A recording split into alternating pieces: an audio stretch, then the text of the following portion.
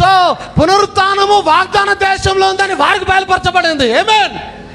మరి నాకు ఎక్కడ బయలుపరచబడింది తెలుసా? నా పునరుత్థానము క్రీస్తులో ఉన్నది. యాక్చువల్లీ నా పునరుత్థానము, నా జీవము, నా తిరిగి జన్మించుట, లేదా నేను పరలోకానికి పోవుట క్రీస్తులో ఉన్నది నా పునరుత్థానము. దేవుని స్తోత్రం కలుగును గాక. అందుకు యేసు పునరుత్థానమును నేనే, జీవమును నేనే.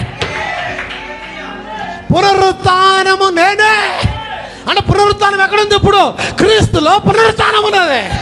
దేవుని స్తోత్రం కలుగును గాక. నా యందు విశ్వాసం ఉంచువాడు చనిపోయినను బ్రతుకును. ఆమేన్. అండ్ ఎవరైతే బ్రతికి నా యందు విశ్వాసం ఉంచి ప్రతివాడు ఎన్నటికీ చనిపోడు.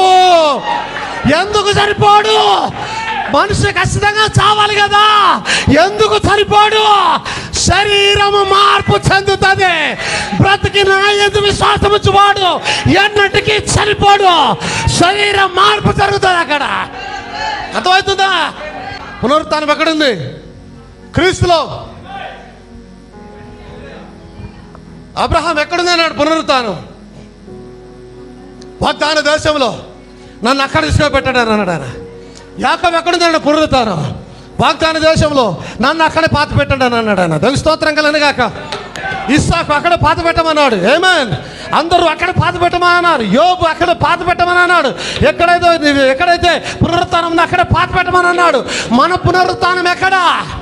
క్రీస్తులో. మరి ఎక్కడ పాతి పెట్టబడాలి? క్రీస్తులో పాతి పెట్టబడాలి.